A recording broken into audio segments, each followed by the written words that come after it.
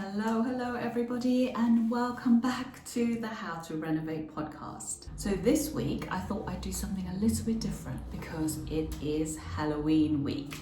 And as this episode is episode number 31 and it's been released during Halloween week, I thought I would take you through some renovation horror stories. Now, I certainly have my fair share of renovation horror stories.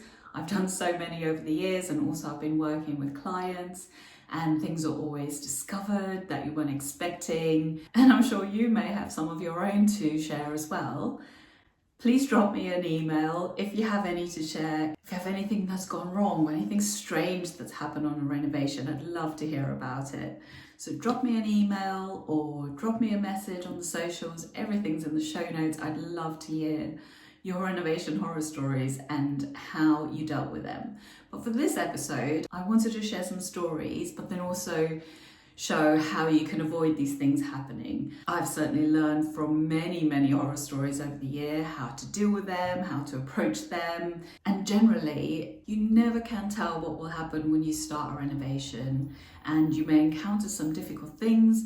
But this is exactly why I started this podcast, really, is to pass on all this information I have and all these lessons I've learned from finding out these horror stories, learning how to deal with them, overcoming them, and coming through on the other side. So it's exactly why I started this podcast and why I put everything out there that I do on my website, on my blog, on my socials. It's because I would love to teach you how to deal with these things yourself, or maybe even avoid them if you can. And so it just makes your renovation a little bit smoother, makes it run more on time, perhaps saves you some money. So this is exactly why I started this podcast. So I thought it was a really good opportunity to share some of these stories with you. So I'm going to start with a couple of strange things that I found when working for some clients. So quite a few times now, we found when the builder starts demolishing whatever they need to demolish in order to build whatever might be the new building. Quite often here in London, and I think in the UK as well, we find that these old houses, the old Victorian houses or Edwardian houses, are really built on really shallow foundations, and they are not even that sturdy. Quite a few projects I've worked on now, once we get down to foundation level, we find that the houses are built on about 50 centimetres of what is almost like a kind of a brittle rubble, stones kind of compacted together. And it does make you wonder how these houses have been standing for over 100 years. But, you know, here they are, and they are still standing, and they're still some of the most sought after architectural styles in London. But of course, when we come to find those shallow foundations, whatever is constructed new needs to be built on proper foundations. So we'll dig deep to the required level, we'll fill with concrete, and then we'll build on top of those. But I find that is quite shocking to people, to clients, when they find out that their whole house is resting on these shallow foundations. So that usually scares quite a few people, where they think, oh my gosh, I can't believe my house has been standing on these shallow foundations. But obviously when we construct new, whatever is put into the ground then supports the new part, and sometimes even that supports the existing building as well. So that usually sorts out that problem. But I have to say, it's quite shocking when people find out what their houses are actually built on. Usually these horror stories are coming when we're in the demolition phase, because that's usually when we find what other builders had done before. Perhaps they hadn't done everything properly. You'll find strange things like fireplaces filled with rubble, filled with rubbish. So you have to kind of open them up, get everything out and do it properly again. One time we even found a plastic crow, so I mean a plastic bird, a crow that had been, the previous builders must have thought it would be really funny to bury this plastic crow into the wall, kind of quite a scary looking thing that would then be uncovered years later if ever that house was renovated again. And I'll never forget the day I was on site with the builder, with a client, with the structural engineer and the architect, when this piece of wall came away and this kind of sharp beak of a plastic crow was sticking out of the wall, and it was quite large, and we all kind of took a step back and tried to figure out if it had actually been a real bird at one stage that had been trapped in the wall.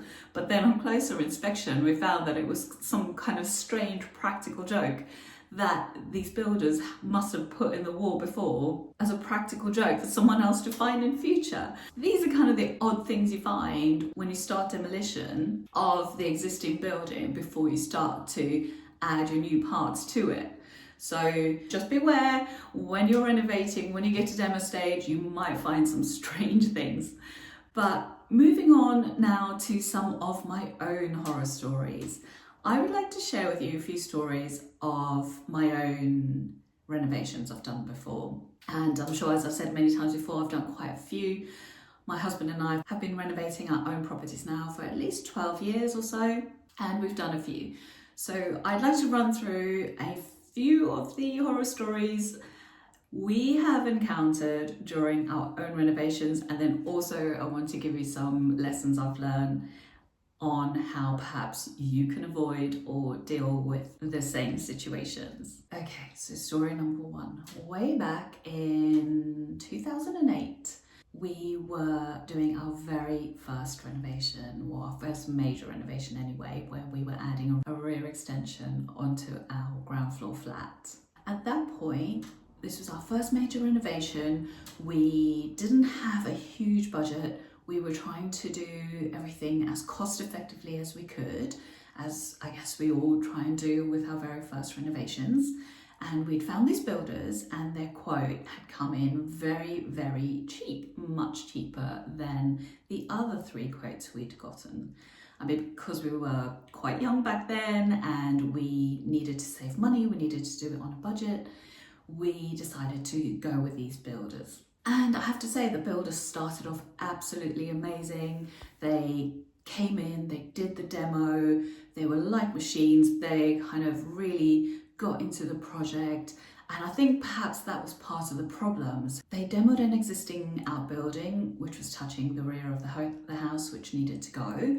They also then started digging the foundations by hand and kind of wheeling all the soil, all the earth away. We then found out that we needed to go even deeper on the foundations than standard because there was a big tree next door which could eventually affect the foundations. So the roots of the trees sometimes can affect your new foundations. They can cause them to crack, they can cause damage to them. So in that case, if you have a tree close to your boundary or close to your foundations, you need to go even deeper below the tree roots so that you can have that extra stability. So when we had a building control visit, this is what they decided we had to do. And our new enthusiastic builders, they said fine, and they kept digging by hand. They just kept going. Those foundations had to be, if I recall correctly, nearly 3.5 meters deep, so really deep. And these guys just kept going, and we just thought, oh, they're amazing. They just kept digging, kept going, no machines, no nothing, just by hand, doing everything. And then one weekend, the guys were not working that day. It was a Saturday or a Sunday, and they were having the weekend off.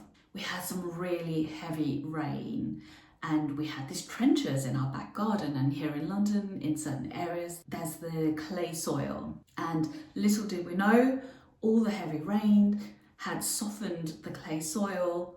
And when we looked out of the back doors into the garden, we could see slowly the foundations just starting to cave in on themselves and filling the gaps, until over the weekend they almost completely collapsed and filled themselves back in again. And as novices at this point, we didn't really know what to do. So we called the builder, and he came in straight away, and we had a discussion over what we should do. We were obviously really glad it happened on a weekend, not while a guy was in there digging these foundations. But it turns out what they were supposed to do was, as they were digging, they were supposed to board up the sides of the trenches to prevent the soil sliding back in bad weather, like with the rain. But we didn't know that, as this was our very first extension we'd ever had built. And I think they either thought that the foundations would hold as they were, they didn't think to support them and board them up, or it was also because they were quite new to it, so they had not done that so many projects before. So we had this combination of us being first-time builders and also them not being very experienced builders, which then resulted in these foundations falling in. And we just didn't quite know what to do. But we sat down with them. They did admit that it was their fault and they didn't know that that's what they were meant to do. They did redig all the foundations on their time and on their cost. And then they did obviously board them up as they were going along and fix the issue. But that did really lose us nearly 2 weeks on the project timeline, because obviously not only were they now digging, they had to support, they had to rebuild up the part that had fallen in. So that really damaged our timeline in the end, but luckily they were good guys and they sorted the problem at their expense and on their time. So I'd say the lesson we learned here is that really you have to vet your builders, you have to carefully go through their work, you have to go and see previous projects, speak to their previous clients and have a conversation with them and see how they worked. Did they know what they were doing? What was the quality of their work? What was their communication like? Did they put things right when they went wrong? So these are questions you can ask all of their previous clients. So do ask for contacts of their previous clients so that you can speak to them. Do ask to see those previous projects. And if you want some more on this point, you can go to episode 6 and it's 5 things to ask to find the right builder. So go and give that episode a listen. It's got loads of info in there to help you find the right builder and the right questions to ask so that you hire someone who knows what they're doing. Okay, we're moving on to the next scary story, everybody. Now this was another rear extension we're adding onto a flat at one of our next properties after the story I just told. And I remember this date very, very well, because it also involves, like many renovations, it involves the birth of our first daughter. So this renovation had a couple of things going on. The first nightmare was the neighbours. We had some really, really nosy neighbours at this property. And what they would do is they had totally convinced themselves. So even though we had followed everything to the letter in terms of following the planning process, getting everything laid out properly, speaking to the neighbours before we started the renovation, telling them exactly what we were going to do, for some reason the neighbour had still convinced herself that we were doing things wrong. And she used to come in the middle of the night or early in the morning with her tape measure. She used to measure everything out. So she used to sneak onto our property, because obviously we had to take out a part of the fence so that the builders could access the rear of the house. So there were bits of the fence missing, so she could actually come into our side of the fence, into our property, and she'd sneak in with a tape measure. She'd measure everything we were doing. She would even tell us that we were using the wrong brick colour, even though we'd selected a original brick. So here in London, there are bricks called London stock, and you have to sometimes match exactly the colour of the existing building, particularly if you're in a conservation area like this property was. She used to come over and try to tell us that we needed to hand select every single brick before we started building. But I have to say the worst thing was the measuring. So she'd even sneak in the morning before the builders arrived on site and start measuring just to make sure that we weren't building an extension larger than we were allowed to, which obviously we would never do. But for some reason she just had convinced herself we were doing it all wrong. And she was caught by the builder one morning really early measuring out, and he had a word with her and said, you can't do this, they're doing everything right, they're doing everything by the book.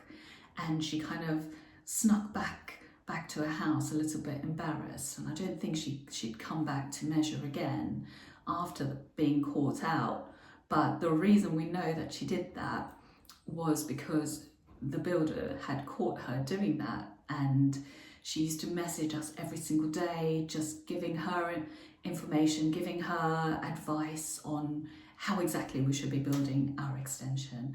So that was something we had to deal with on that project, which I have to say was quite difficult and not very pleasant. It was quite stressful because, like I say, I was pregnant at the time, and it was quite difficult to deal with, especially when you're trying to approach somebody in a nice manner, but they are completely convinced for one reason or another that you're doing things wrong.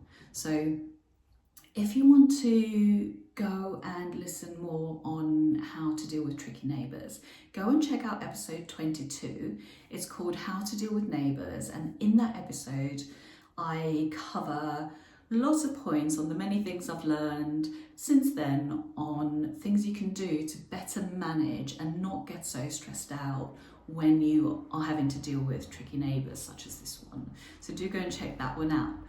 But another thing that happened on this build was, like I said, I was pregnant, and the start of the project had been delayed, mainly because we couldn't find a contractor that we were quite happy to go with. But as I said, I remember the dates well. We'd started in the October of 2012, and my daughter was due in November of 2012. And this one particular day, I was actually booked in to go to the hospital for a C-section to have my daughter, and I was on site with the builders. I was preparing them, I was briefing them in on everything they needed to do while I was in the hospital having my daughter that very day.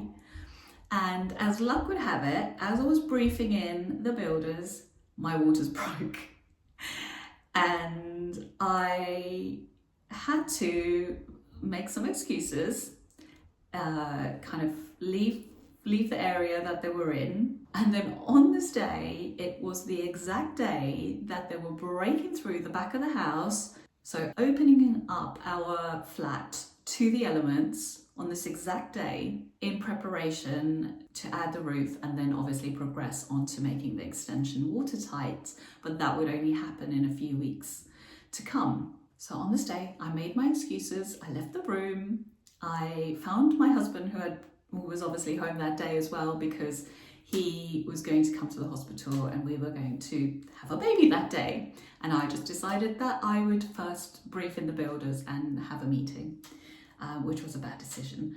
But I found him, I told him what had happened. We then had to be rushed to the hospital because it was no longer it could no longer be considered a booked-in C-section. It then had to be considered an emergency C-section. So we left the house as soon as possible, went to the hospital, and we just had to leave the builders to it. I was then in a situation where we had the baby and I was in the hospital. Unfortunately, I wasn't very well, but we were then in a situation where I was trying to manage the build remotely after not being well and then having a baby. I have to say that was one of the most difficult things I've done before, and I know that sometimes renovations, they do come when babies come, because of course when people find out that they're pregnant or they want to have a family, that's also the time that they decide that they need some more space, or they do need some more space, and that's when they need to renovate. So it's not a coincidence that these things come at the same time. I don't have an episode of this podcast to refer you to in terms of what happens when you go into labour on the same day as the back of your house is being demolished. Perhaps I should record one. But I think in terms of having the renovation planned well and knowing what we wanted and exactly where everything was going to go meant that I could, when I was well enough again, communicate to the builders even remotely what we wanted and what they needed to do so as to keep the project moving forwards, and so that we could actually move into that property by Christmas, I think it was. So we were back at home in our house by Christmas, even though the property had no back to the house on the 7th of November 2012, which I will never forget. Okay, so we're on to the last scary story now. There's two stories in this one. So these stories are on our complete house build that we did. So we built it completely from scratch. So there was nothing there before, nothing was demolished. It was a complete new build from nothing. So this was quite a huge project, and this is really where I learned so much about building and renovating, was building something completely from scratch. So on this one, as you can imagine, there were quite a few things came up that we had to deal with. So I'm going to tell you two stories that happened on this project. They're two that obviously stuck out for us because they really are days that I will never forget when these two things happened. One of them involves a neighbour again, and the other story involves a baby again. So the first story is, I remember one night we were well into the build. The foundations had gone in, and also it had a basement level, so there had been a huge amount of in the ground digging, construction, concrete work. And so we were beyond all that, and the walls of the house had started to go up, the outer walls of the house. So the shape was forming. But bear in mind, all this concrete work had been taking place below those walls. So we'd been on site for a good few months at this stage. We were obviously not living there at the moment because it wasn't even a house. So we were renting elsewhere, and I remember getting ready to go to bed. It was late, it was going to bed quite late that night. It was about 11 o'clock. And I thought, just before I went to bed, I thought I'll just quickly check my emails. Because when you're in a build like this, there are so many factors, so many things to be on top of and to have your eye on. And I remember just quickly going to check my emails before I went to bed for a good night's rest. That's what I was hoping for anyway. And I looked at my emails, and the first thing I saw was an email from the neighbour next door to where the house was being built. And the subject line said something like, "House in the wrong place." And I just thought, oh my God, what is this about? And I said to my husband, I was like, check your emails. I was like, what is this? And I opened the email, and our neighbour, who was also a structural engineer, had taken it upon himself to tell us by email at 11 o'clock at night that he thought that the house had been built in the wrong place. So in his mind, and what he thought was happening was that the house was a little bit too far forward than where he thought it should be built. And of course, my husband and I went into complete panic mode. At about 11:15, we start calling our architect, trying to find out, is this true? Is the house really in the wrong place? What had happened? If it is in the wrong place, how on earth could that even have happened? And the architect, of course, did not answer because it was 11 o'clock at night and he was probably asleep. And so I remember that night going to bed really, really stressed out, thinking, oh my goodness, what if the house is in the wrong place? If the house is in the wrong place, the concrete basement is in the wrong place because the walls were built directly on top of the concrete basement level. So how on earth could we even fix that? And I don't even think either of us slept that night. We were so worried, we were so concerned that a mistake had been made, that the architect perhaps measured out where the front of the house had been incorrectly, or perhaps the builders had misunderstood the plans and built it in the wrong place. And so that was just one of the most awful nights I remember in all of my history of renovating or building. Obviously, first thing in the morning, as soon as we could, we were on the phone to the architect, and he was very relaxed and reassured us that everything should be as it should be. And he was great. He came on site straight away, remeasured everything, showed our neighbour that it was in the right place. It was in the right place according to the drawings. It was in the right place according to what planning permission had been granted for.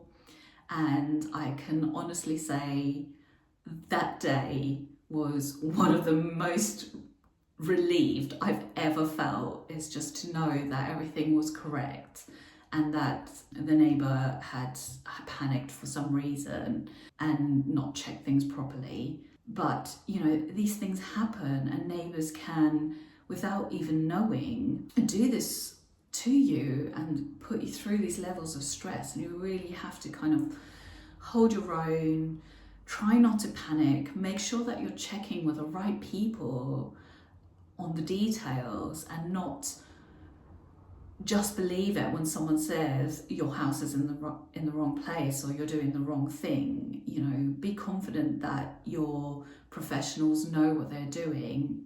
Go to them first, check with them first before reacting or before going back to your neighbours. And if everything has been done correctly, then of course it's a huge relief. And if they haven't, then it's something that will have to be dealt with properly. But I would say, try not to panic. I know it's really difficult. I know definitely we panicked in that situation. But now I think when things do go a little bit wrong, or people say this is how it should be or that's wrong, I always take a breath first.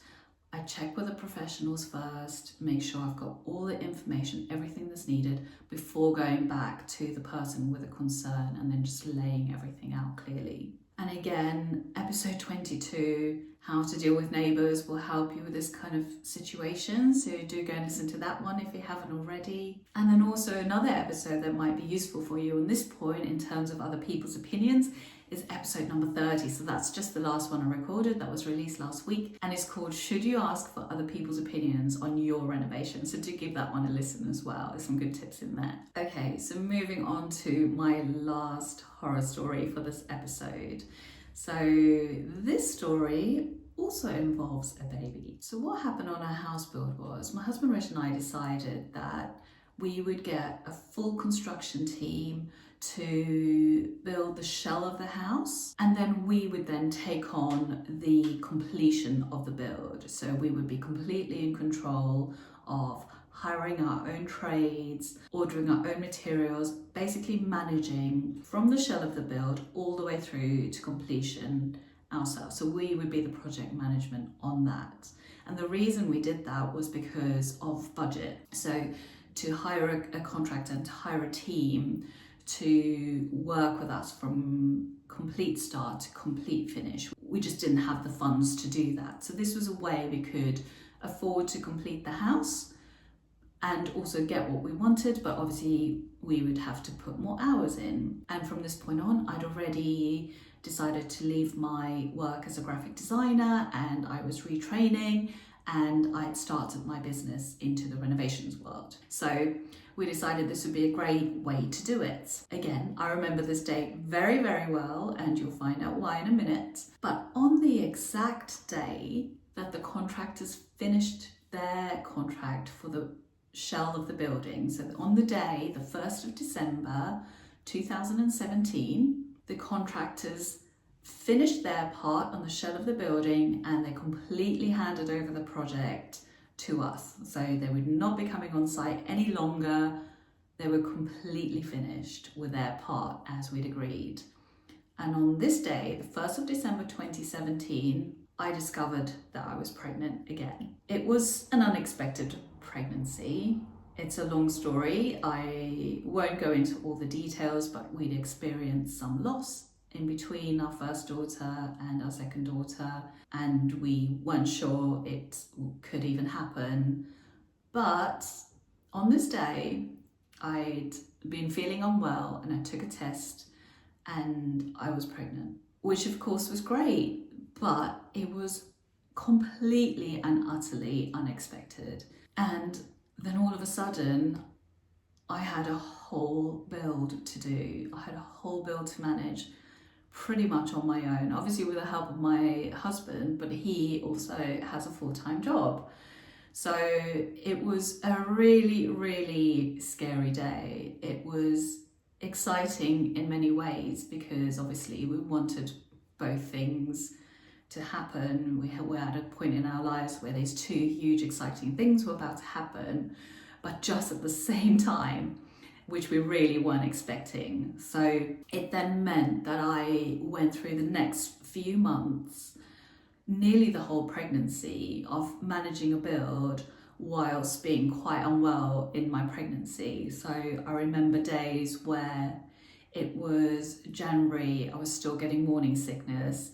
I was up the ladder in the snow to the top of the building, chatting with the builders, talking about layout, talking about plans, talking about structure, steel beams, meeting with the architects on the top of an unfinished building with morning sickness.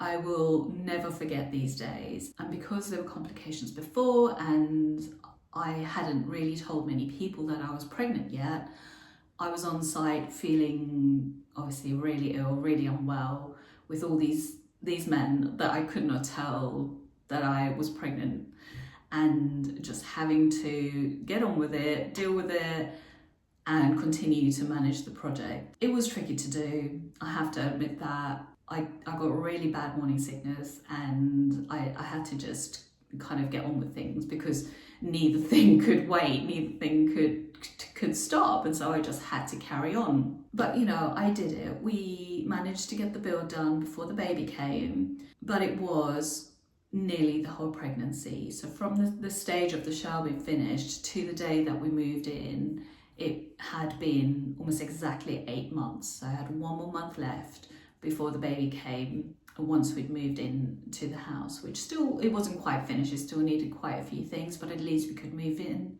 we could get settled in, and we could be ready for the baby. But it was really not the build I was expecting, and it also was not the pregnancy I was expecting. So, I mean, those two things are amazing to have now, obviously. It's a little miracle we could have our second daughter, and also we have this amazing house that we've built that is completely our own. So it was all worth it, but it was really, really tough at points, as you can imagine. Again, I don't have an episode to refer you to for what happens when you are pregnant and you're in the middle of a house build, or you have no back to your house. But what I can say is that many of the episodes of How to Renovate are all about planning. So I think because the build was so well planned, at the point that I found out I was pregnant, I'd been planning for years almost. I've been planning for, I think, about the whole time it took for us to get planning permission and doing the legals, which at that point was about 3 years. So I had 3 years of thinking about how I wanted the house to be laid out, how I wanted it to look, which materials I wanted, which flooring we wanted. So everything had been pre-planned, which made everything run a lot smoother. Obviously we needed to find the trades and we still needed to find the right people to do things, but in terms of having everything well planned and not having to make major decisions on what we wanted, really just took the pressure off. And then having everything so well planned just meant that the unexpected news of being pregnant, it didn't throw me off the project, because I already knew everything that needed to be done, where I wanted everything that I wanted to have in the house in terms of materials, fixtures, fittings. And so the level of decision wasn't that much, because everything had been planned so well before. And I think that if you plan your renovation well, then unexpected news, whatever it might be, won't throw you off course. You can still keep to your timeline and keep to your budget, because you have your planning, you have your style, you have your layout, you have your mood boards, everything that I keep talking about in the podcast. If you have everything planned so well, then anything unexpected is not going to completely throw you off course and get you all stressed out, because you're like, okay, I can deal with this news, I can still carry on with the renovation, because I'm not now in the process of the renovation having to dedicate so much time to decision making, to layout, to all of those things, because you've pre-done it, you've done your pre-planning, which is really what I keep banging on about in this podcast is that's where the gold is. It's all in the pre-planning. That's where your time saving comes in. That's where your money saving comes in. That's exactly what takes the stress out of the renovation in terms of all that decision making. So if you thought through your layout, your style, your design, you know the process. So obviously I've got loads of episodes to recommend for you here. Episode 1, Common Renovation Regrets and Concerns, it's called. So that's a good one to start off with.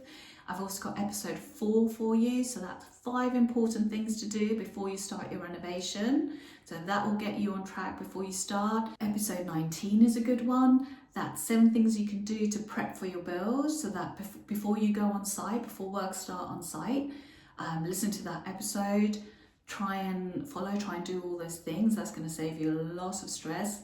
Episode 21, 6 things you can do to reduce stress during the construction phase. So that's when you're on site. These are things you can do while you're on site, and that will just take the pressure off. Those things will take the pressure off while you're on site. And then episode 27, how to avoid delays on site. Again, you can listen to these episodes way before you start. Prepare yourself, because any unexpected news that comes your way, you'll be able to deal with it easy. And then of course, the last point here is your team. So if you've hired the right people and you get unexpected news, they will support you. They should support you. And if they have all the information, if you've planned well and you can hand over your brief and all of your plans and your mood boards and your style boards and your schedule of works and everything that you put all that effort into creating before you started, if your team is good and your contractor's good, they can carry on from everything that you've prepared, and you can kind of check in with them and just make sure everything makes sense, everyone's on the same track. So that's really important for if anything unexpected comes up. And for that, go listen to episode 6, and it's 5 questions you can ask to find the right builder. And again, same as the first story, I'm going to recommend episode 6, 5 questions to ask the right builder, because if you've got your team right, if you've got your contractor right, they will support you and they will help you deal with any unexpected news or any unexpected events that may happen in your life.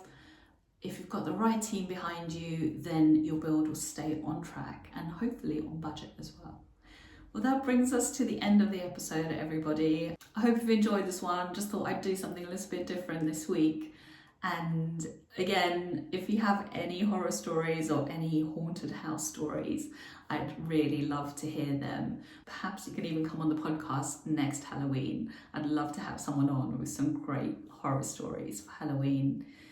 Well, enjoy your Halloween week. I hope you have lots of fun. I'm from South Africa and we don't really celebrate Halloween there. So when I moved to London, and especially after we had kids, they absolutely love it. It's such a fun time of year. And obviously it's my daughter's birthday coming up again, 7th of November. As you just heard, renovation number 2, when we had no back of the house when she was born. So we really love it, we really enjoy it, and it's such a fun time for everybody. I hope you enjoy it too, and I look forward to seeing you next week for the next episode of How to Renovate. I'll see you then. Bye for now. For more information on my 5-pillar process for successful renovation, you can go directly to southplacestudio.com/pillars, where you'll find an introduction to the process which covers each of the pillars and what they cover. We also have a number of other free renovation resources. Go now to southplacestudio.com/freebies. I have created some amazing freebies for you there. There is one on the process, like we just said. There is one on planning permission. There is one on kitchen design. There is another one on lighting planning. Go and check those out. There's so much free information there to help you with your renovation.